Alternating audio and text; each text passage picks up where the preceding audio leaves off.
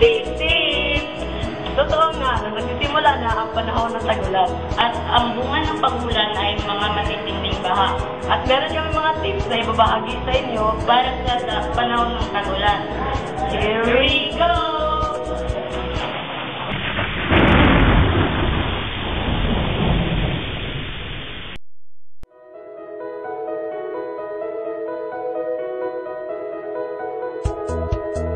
First tip, driving tips. Kailangan mag-ingat sa pagmamaneho. Check always the air pressure of your car. And check also the brakes of your car. There's a heavy rain and you need to travel. Don't forget to check the headlights of your car and the wipers so that you can see clearly when you're traveling.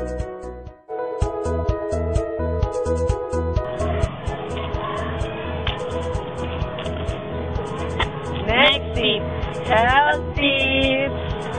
gear up with your umbrella. Or use raincoat during the rain. Next tip is drink plenty of water, just like this.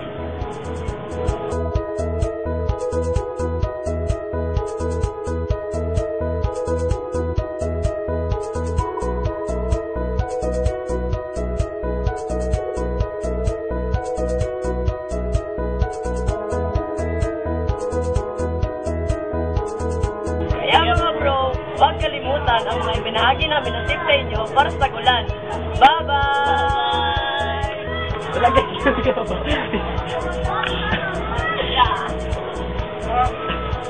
Dagat!